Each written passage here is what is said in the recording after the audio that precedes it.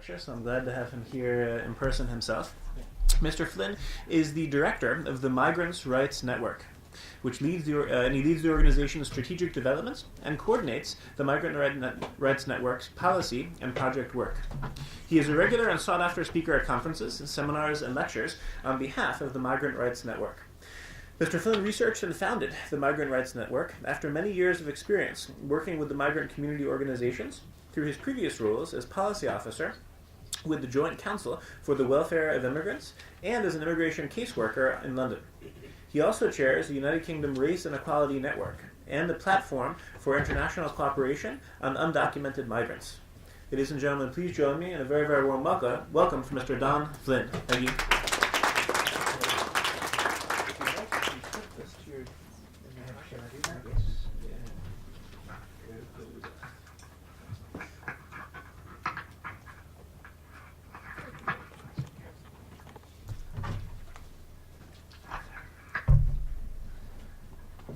Well, thanks a lot, and I'm finally pleased to be here. There's been a bit of a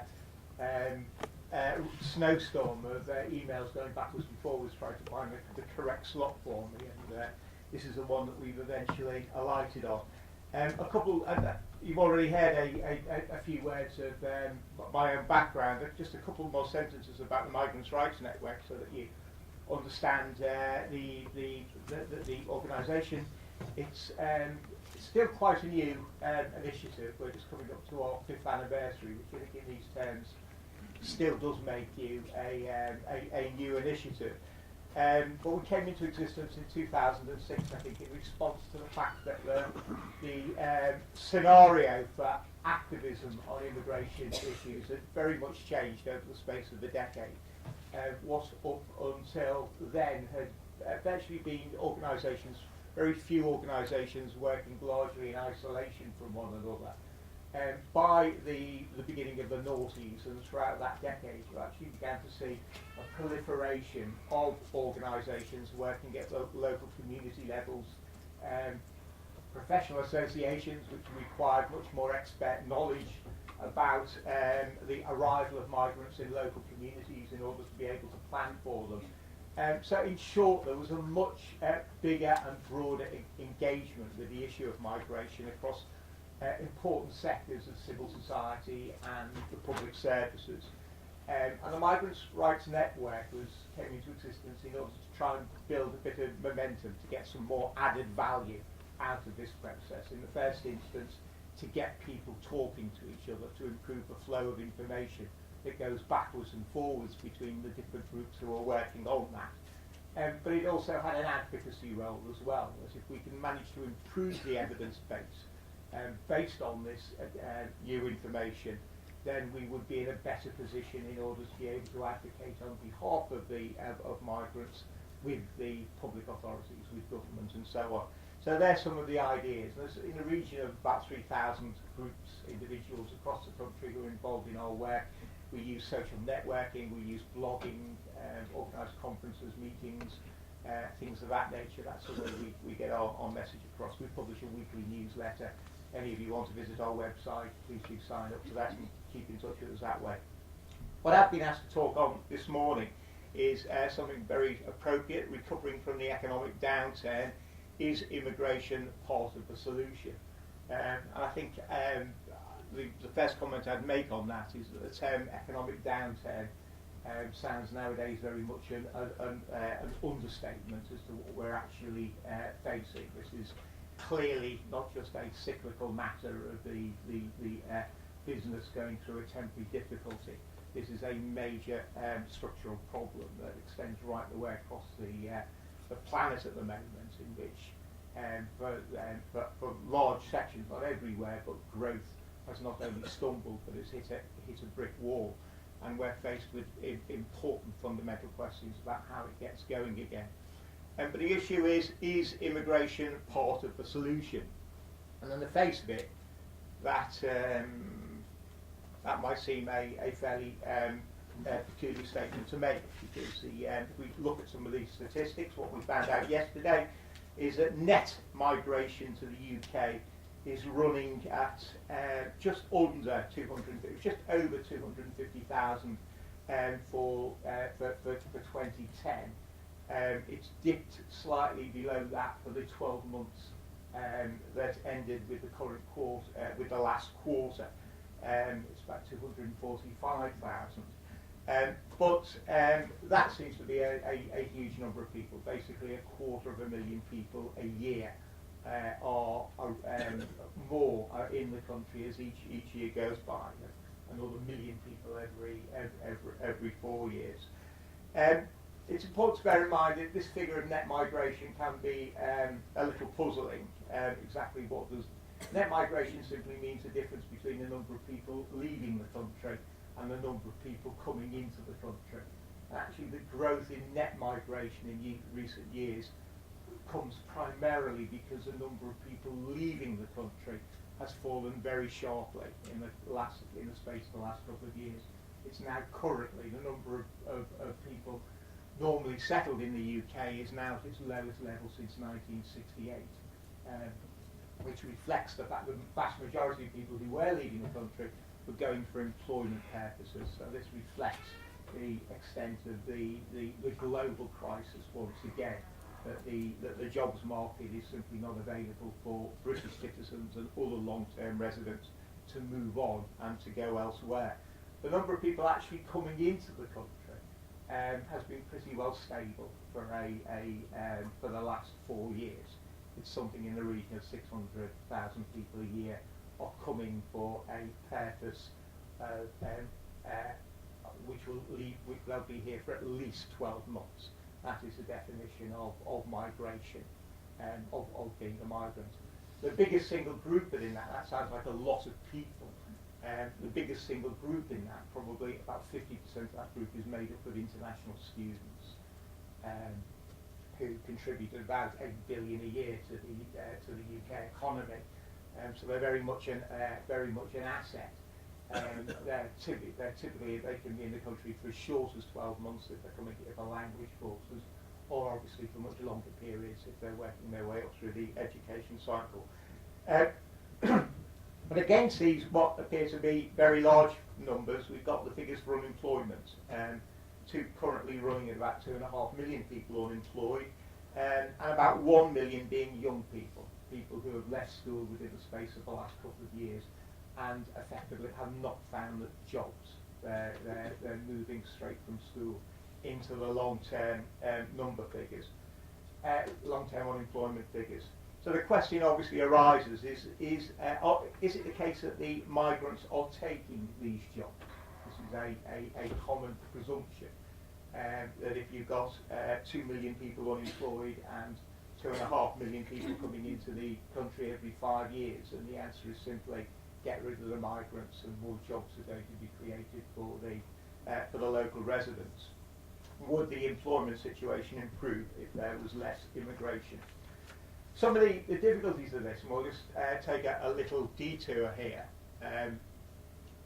through some background to history, and that is what helps us with understanding how we get out of the economic crisis is how do we return to growth? How do we actually get the economy moving from its current extremely sluggish rates, less than 5% growth a year? 1.5% growth actually means that you're standing still, that you're continuing to. The economy is growing just fast enough in order to meet the existing demands which are being placed upon it for public services and public goods of one sort or another. So effectively we're in a shrinking economy at the moment. We're about a full percentage point a year less than what is needed to achieve that growth. So the real issue here is what is needed to return to economic growth. And I think that the point needs to be made is that economic growth has always been associated with migration, with periods of migration. In fact, you could almost say that one of the definitions of economic growth is migration. Migration means an expansion of demand. More people in an economy means more demand within an economy. The growth of demand is a definition of economic growth. So in itself, it's almost a tautology. Migration equals economic growth. And there's a wonderful book by a guy called Robert Winder called Bloody Foreigners, who takes a panoramic historical view of this. He just a couple of examples from that, the periods of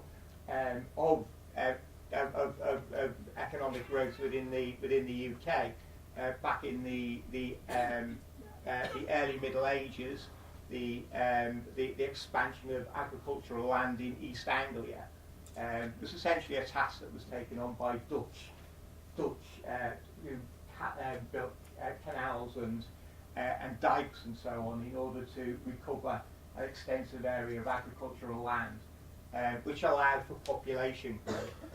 Later, the Flemish and the Italians moved into London and established the banking and the financial sector, which again has been an important element in financing the historical growth of the UK. We can talk about the Irish, the early industrial revolution, which depended upon an expansion of infrastructure, of roads, canals, railways, things of this nature, in which the raw labour force for doing all that work was provided by, in the main, by the Irish.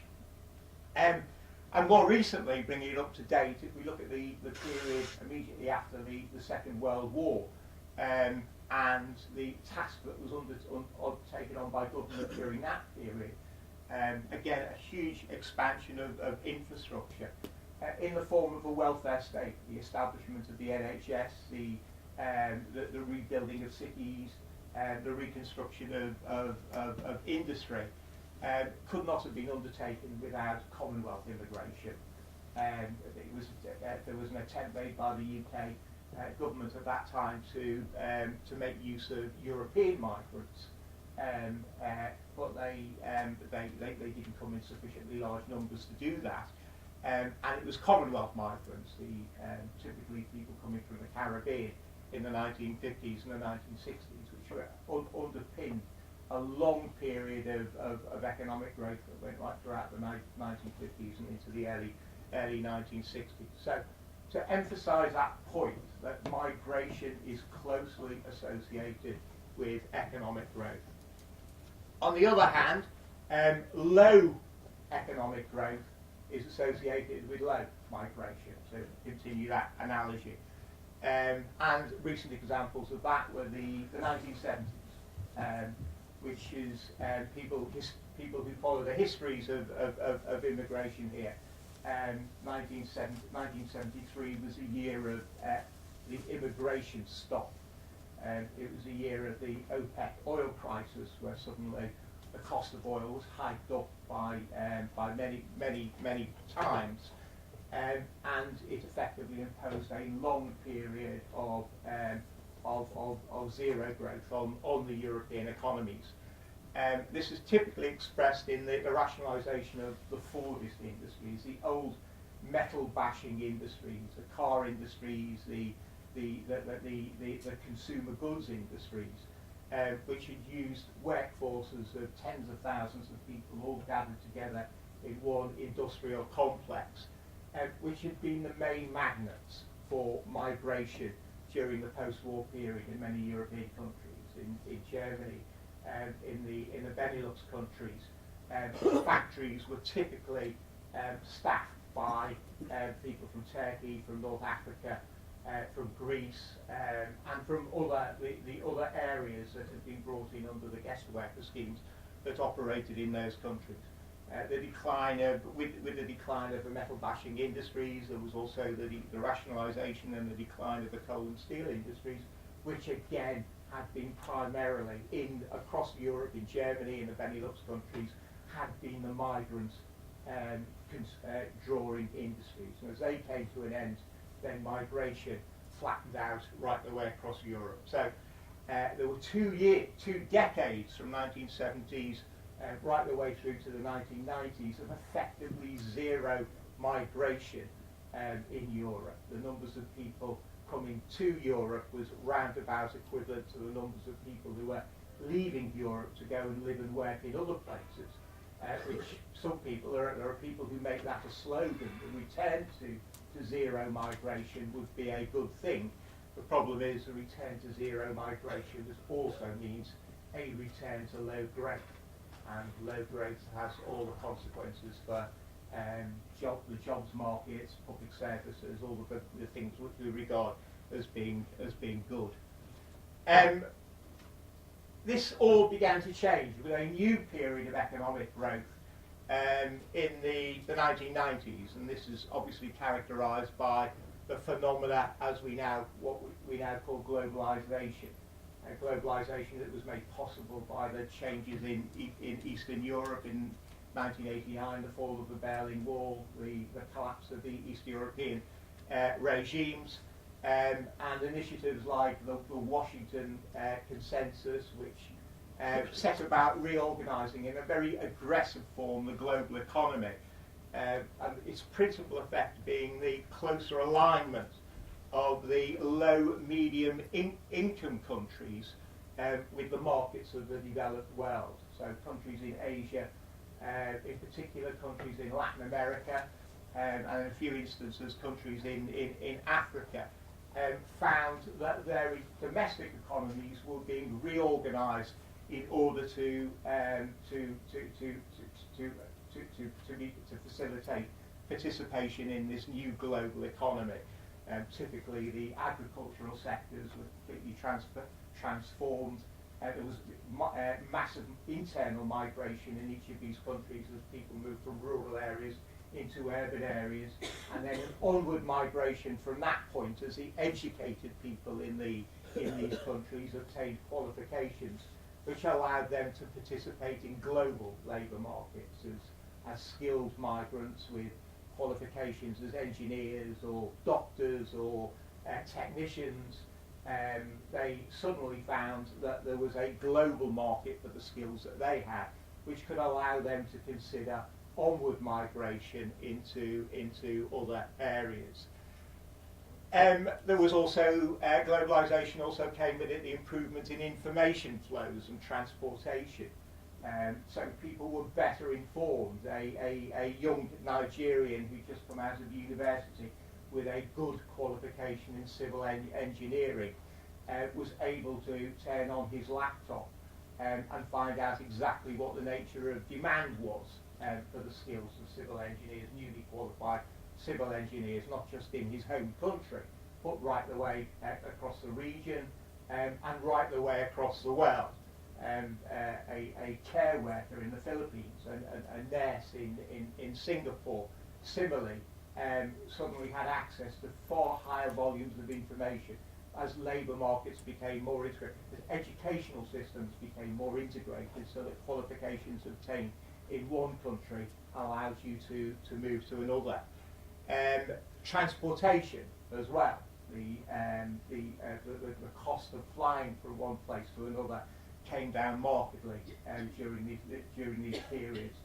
So in fact, the scope for migration, the scope for people being better informed about the possibilities that they have for succeeding, making their migration a success, increased enormously throughout this period. There was new phases of infrastructure construction, and this is another thing perhaps we don't properly appreciate living in Europe. But the biggest increase in migration actually didn't take place between what we think of as being the north and south, but it actually took place between developing countries which are at the same level of development. So countries like India were sending huge numbers of workers to work in the Gulf states, to work in the massive construction projects that were which were taking place in all of these areas, which now actually constitute the biggest migration systems in the world. And there was the emergence of the 24-hour global service economy. And this, I think, probably does bring us back to London. I came down to London as a teenager in 1970. And in those days, you went to the cinema in the West End and you came out at 11:15. You were seriously worried about whether you'd be able to catch a last bus home. That's what London looked like in the 1970s. Since then, it's been completely changed. It is a 24-hour. It talks of itself as being a 24-hour city, and where services are running on that basis. And we have to think about who made that possible. Who is it that is running all of these things at 2 o'clock in the morning, driving the buses, providing anybody who wants to go out and eat or whatever in the hospitality industry, who's running the hotels, the reception desks? It's invariably migrants who are performing these roles. So the return to growth that came about in the 1990s again turned on that electromagnet that attracted migrants once again. But not only that, but the particular form of growth, globalization, also added additional impetus to the to migration as being a key factor within all of this. What did all this begin to look like? The UK from the 1990s onwards, the phenomena that we call the hourglass labour market. Up until, if you look at the economics textbooks in the 1980s, the labour market was supposed to be a pyramid with a relatively small number of skilled jobs at the top of it, but the vast majority of the jobs in the lower two-thirds being semi-skilled jobs and unskilled jobs. The labour market, which has come into existence in recent decades, looks more like an hourglass with a big bulge at the top, a very narrow waist, and then a big bulge at the bottom again. The big bulge is for skilled jobs. A big increase in the number of jobs which require high levels of education in order to perform proficiently within them. A very narrow, the factory jobs, so people working on production lines, which were the old semi-skilled jobs, has become very, very constrained, very much narrower. But at the bottom, you've got a huge expansion in service sector jobs. Service sector, process, manufacturing jobs like agriculture, food production, and so on, which is the bottom half of this hourglass. And both of these halves are closely spatched into migration systems. Both of them attract their different groups of migrants.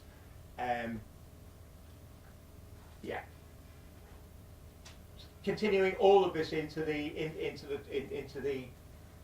noughties, the year 2000 onwards, and again it's a period in which economic growth, something close on year, about 3%, 2.5 to 3% economic growth, which is largely being supported by a supply side approach to the labour market, basically driving down labour costs, increasing the supply of flexible workers, introducing casual contracts of one sort or another, have been fundamental to the way in which goods and services have been provided.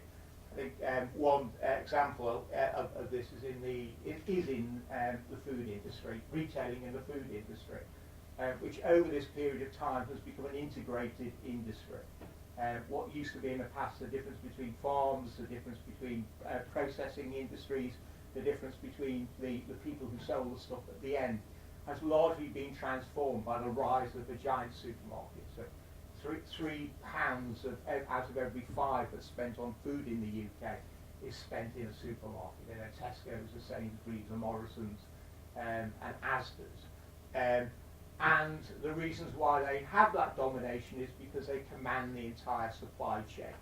Their agents go out into the farms and they determine the contracts which are going to produce the 2-for-1 deals, on cauliflowers, cabbages and carrots and whatever. And they also determine the amounts of money that they're going to be paying to the people who do the logistics, the transportation, the storage, the packaging, the food processing, and so on. It all comes from an integrated process which is dictated by the end users. What is involved in this is constantly the transfer of risk from the big guys at the top. The risk that they confront, that their shelves might be emptied of one particular product and they get angry customers, is transferred onto the farmers. the farmers transferred their risk onto other groups of people, to the logistics and the processing side, and right at the bottom there is one group of people to whom risk can no longer be avoided, and that's the people actually working, the people doing the picking, the growing, the chopping, the sorting, the workers themselves, and they assume all of the risk in the form of very casual contracts of employment, all sorts of things, 0-hour contracts where they have to agree to be available, even though there's going to be no work available for them that day, on piece rates which can be continually ramped up, so that they pulling up asparagus on one day will take you 7 hours of work, on another day it will take you 12 hours of work because of the dish, whether it's been a frosty day or whatever. But all of these risks are continually assumed by a group of workers who are essentially mobile. They're rootless. They can be phoned up at 4 o'clock in the morning on a mobile phone. They can be told at 6 o'clock, be at Camden Town, and we'll pick you up in a white van and drive you off to such and such a place.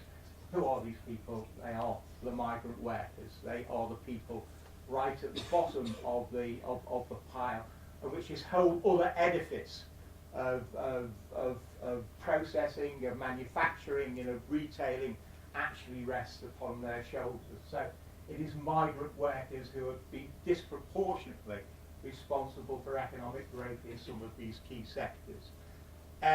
The effect of all of this is that the economic growth which has been purchased by the labour of migrant workers has given the country the illusion of prosperity over a long period of time.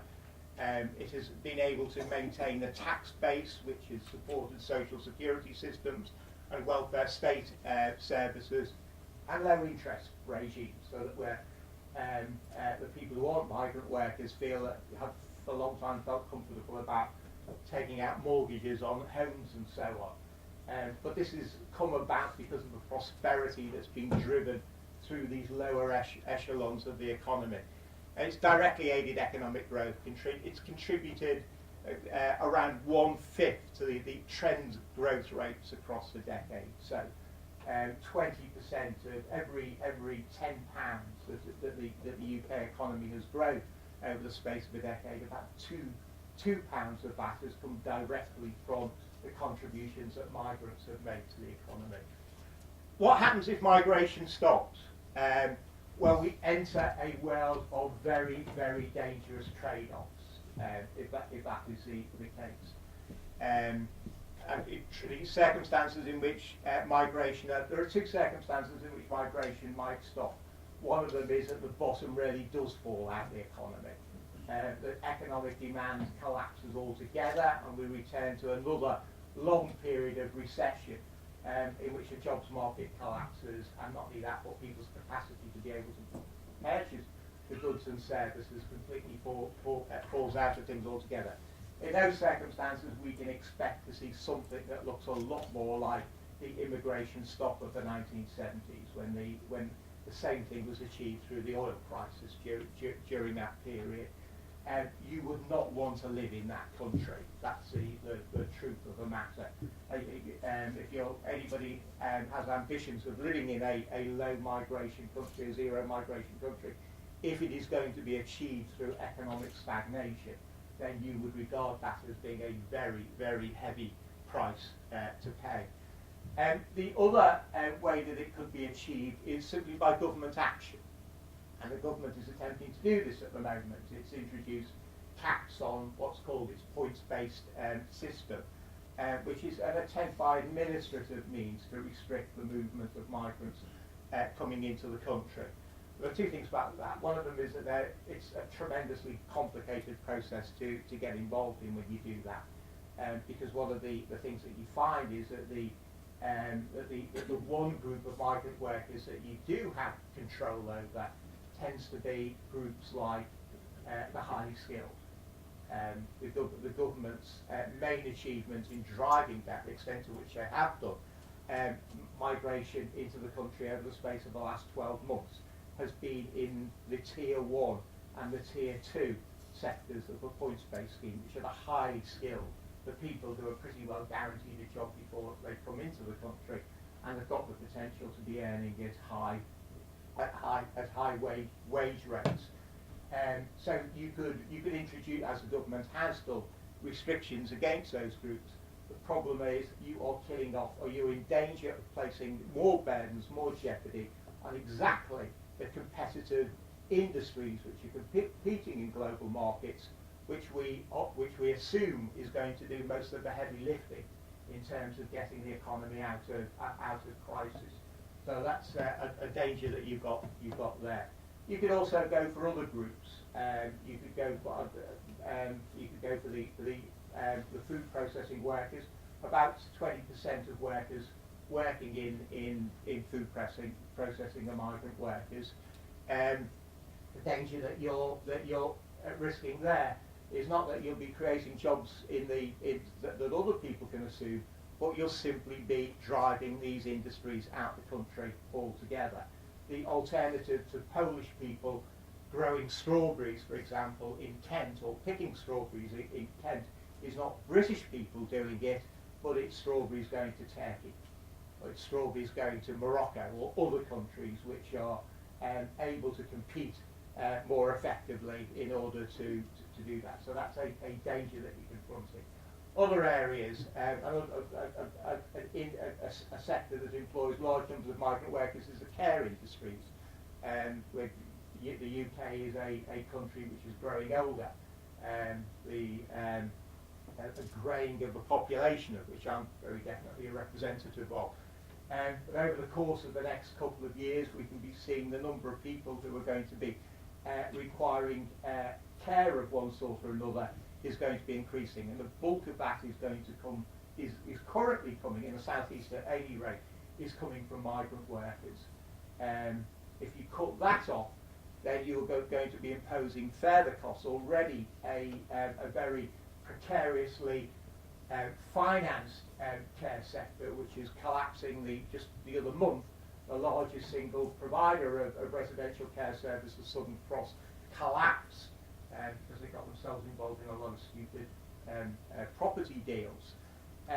But it illustrates just how tenuous, just how much on a knife edge sectors like that are operating here. To impose more difficulties on them by restricting their access to migrant workers, then we're in serious danger of seeing a collapse of important areas of welfare. And right the way down the list, reduced quality public services, because a third of doctors working in the NHS are migrants. A fifth of nurses are migrants. Cut them out of the system, expect to see further pressures on our hospitals, and so on. These are all the dangers that we're courting. So here, and this is my conclusion here, the pressing issues. We've got a really difficult job on here. We have to argue something which seems to be counterintuitive.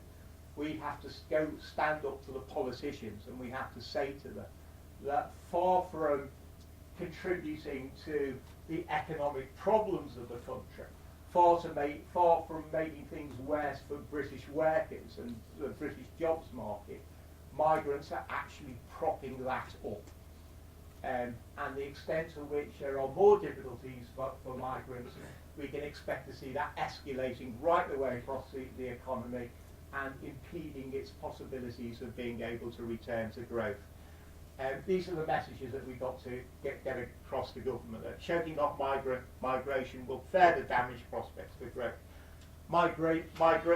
Migration is not the cause of the current crisis, but it actually does have some potential. It's also not the total solution.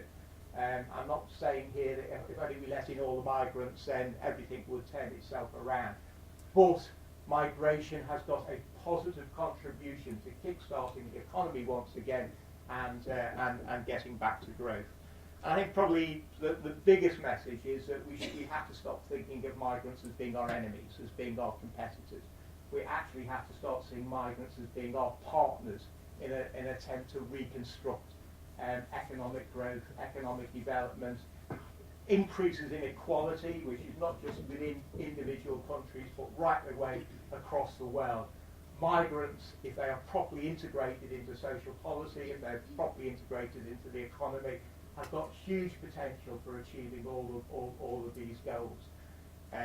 So that's it. We've got a fairly big job if we're going to persuade governments of doing this, but these are some of the arguments that we'll be using. Thank you.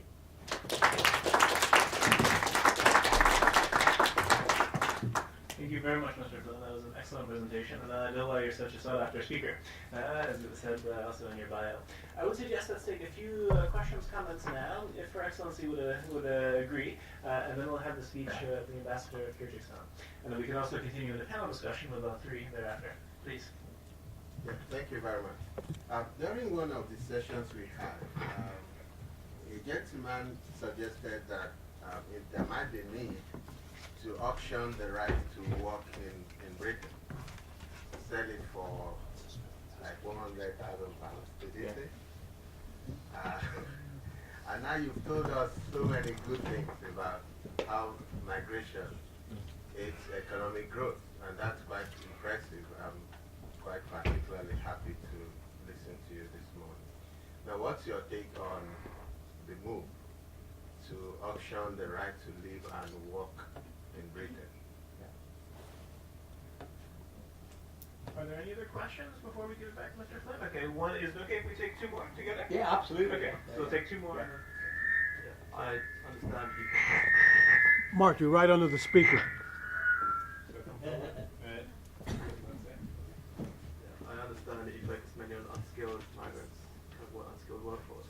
What are your thoughts on some of the moral contributors of brain drain from third world nations and doctors and skilled graduates coming from third world? Yeah. And the sort of brain drain that's happened. Yeah, fine. And there was one other question in the back of the chair. Yeah. I was wondering why, considering, you've outlined really obvious benefits. Can you point it towards the front? Point it towards me. No, she's right under the speaker. Okay. I was wondering why you think, considering there's such obvious benefits of migration, why it's so hard to persuade people that migration is a good thing, and whether politicians actually are just appeasing people by trying to reduce migration, or whether they themselves think that it's a negative thing. One final question. Okay. Just I completely agree with you that, in a sense, migration isn't sort of the issue in this sort of aspects.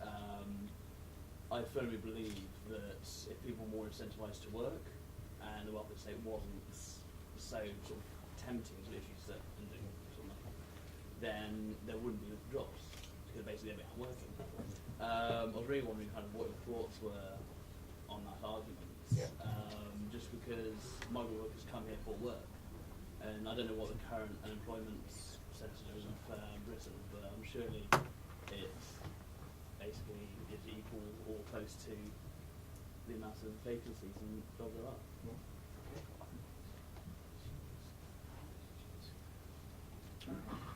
Would you like to respond? Go on for this.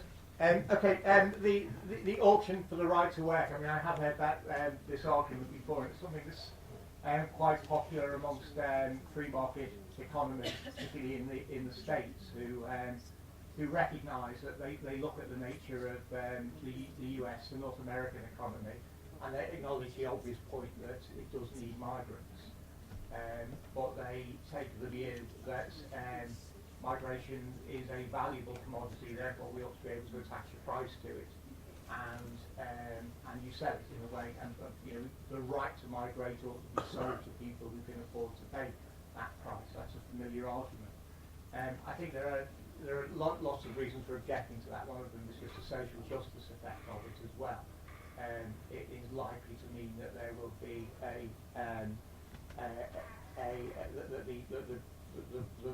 the available migration permits will be monopolised by people who are already wealthy and who can afford to pay the price, and it will have the effect of further closing out people who are just on the cusp of being wealthy.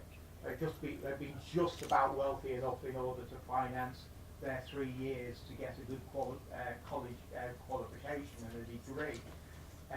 But really what they desperately need next is the opportunity to do five years of work in a high added value economy where they can clean out all the debts that they've incurred and return to prosperity and get on with the rest of their lives.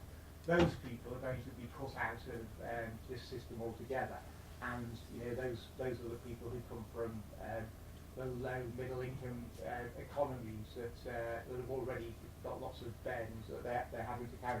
So it's a seriously bad idea, and I'm not in favour of it. The brain drain issue, yeah, I mean this is a standard argument that that when the West opens itself up to recruiting, for example, the example that's always given, doctors and nurses, then it deprives the countries which are training doctors and nurses of their skills, and it holds back their growth. And it's not entirely without foundation. It's clearly the case that we can find specific examples where there are bottlenecks, where the level of outward migration from particular groups has simply been too great and it's caused difficulties. But then what it leaves out of the equation, in fact, is that there are development gain, there are brain gain effects to be got from migration as well. I mean, I say this, my partner is Ghanaian, and Ghana is a country where 2 out of every 3 people with a qualification as a doctor or a nurse are working outside of Ghana, and she's a Ghanaian nurse.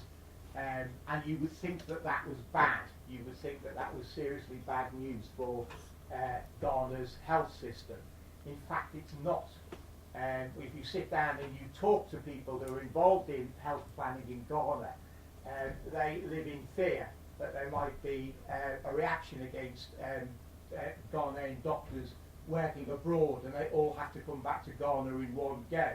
So you get a huge oversupply of doctors and nurses, which would cripple the capacity of the economy to pay them the wages that they need in order to reward their investment in their training and so on. And you'd actually precipitate a drastic collapse in the health system over there. So Ghana actually wants its doctors and nurses to have access to rights to migrate. And similarly, the Philippines and in other countries, they want, and what they actually look for is how do they get the network benefit, what's called the network benefits out of this. How do they make sure that their doctors and nurses stay in contact with Ghana? How do they make sure that they come back periodically in order to take up high quality teaching jobs or consultancy jobs and so on, with the skills that they've managed to learn in other. So that's another way of approaching this, not seeing it as loss, as brain drain, but the possibility of being able to get brain gain out of it. Why is it so hard to persuade people? Because it's counterintuitive, I think. It's we live in countries which have built themselves up over 200 years or so, with boundaries and borders and so on. And the political culture says that we've done all of this because foreigners are the problem. They have to be controlled. They have to be kept at arm's length. And for somebody to then come along and say, well, actually, that's not the case at all. That the real challenges of the future is how do we get beyond all of these borders and boundaries and this nationalism that we've built up. How do we follow the globalization of the economy into a globalization of democracy, into a globalization of social welfare, into a globalization of citizenship. That seems counterintuitive, and that's the reason. And it certainly is not something that the newspapers, the tabloid journalists, are going to be able to pick up and find very easy to write into the headlines of their stories. The final point about the welfare safety net, it's often presented as sort of lazy white English people who have never had a job and they're sitting around. They won't go and get the jobs that the migrants are doing because it means that their social security benefits all get cut back. It's actually even more complicated than that. It's due to the fact that the regional character of welfare dependency, it's far greater in some parts of the country than the others.